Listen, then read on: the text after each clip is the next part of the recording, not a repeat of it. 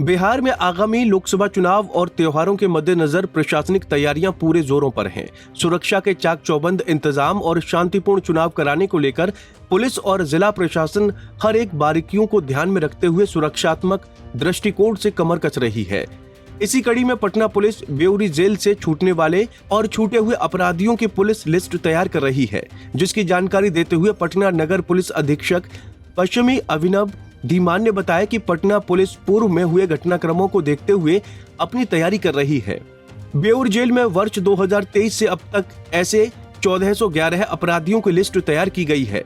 Arms act, लूट, डकैती, चोरी और हर्ष फायरिंग की घटनाओं में शामिल ऐसे अपराधियों की पुलिस ने पूरी कुंडली तैयार की है। पूरे पटना जिले में अब तक CCA 3 के विरुद्ध 338 लोगों को चिन्हित, जिसमें 123 लोगों को जिला बदर प्रस्ताव के पत्र भेजा गया है। वहीं CCA 12 क्राइम डिटेंशन प्रिवेंशन में 130 लोगों को चिन्हित कर प्रस्ताव भेजा गया है, जो खासकर किसी न किसी रूप में लॉ एंड ऑर्डर को तोड़ने की कोशिश में दोषी पाए गए हैं। तो अभी जितना आपको बताया कि 282 ऐसे नए ग्रुप्स बनाए गए हैं और बिहार पुलिस का not just for elections but for overall policing हमारा ऑब्जेक्टिव है कि हम ज़्यादा से ज़्यादा जो है वो आम जन से जुड़ पाएँ।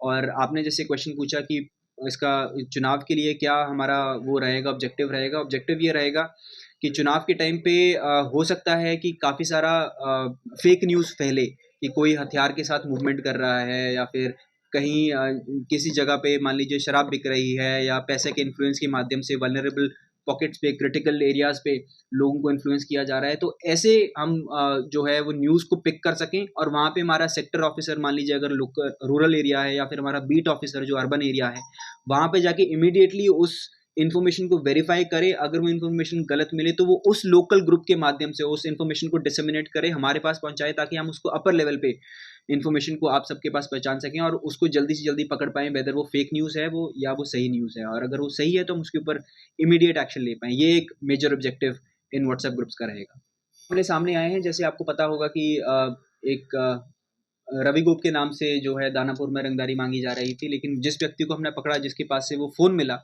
वो व्यक्ति बाहर ही था। उसका जेल के साथ टच अभी तक इस्टेब्लिश हम कर रहे हैं, लेकिन ऐसा आम तौर पे देखा जाता है कि कुछ व्यक्तियों के नाम से या फिर कुछ व्यक्ति जो है जेल के थ्रू ही कॉलिंग करके बाहर इन्फ्लुएंस करते हैं, रंगदारी कर मांगते हैं या फिर अपराध भी कराते हैं। तो ऐसे ही व्यक्तियों की, जैसे मैंने आपको बताया कि 41 व्यक्तियों की हमने ऐसी लिस्ट बनाई है। उन लिस्ट को हम जो है वो जेल ट्रांसफ़र के लिए हमने DM साहब को लिख दिया है और उनका जल्दी 1 हफ्ते के अंदर जो है वो जेल ट्रांसफ़र मोस्टली भागलपुर या अन्य कोई जिला के जेल में कर दिया जाएगा, ताकि वो ऐसा इन्फ्लुएंस जेल के द्वारा बाहर क्राइम करने के लिए, रंगदारी मांगने के लिए ना कर पाए। वहीं पटना जिले के 17 आर्म्स शॉप को जिला प्रशासन के सहयोग से मजिस्ट्रेट और पुलिस को जांच के लिए शस्त्र दुकानों में आर्म्स और कारतूस का गलत ढंग से विवरण होने की जांच की जा रही है।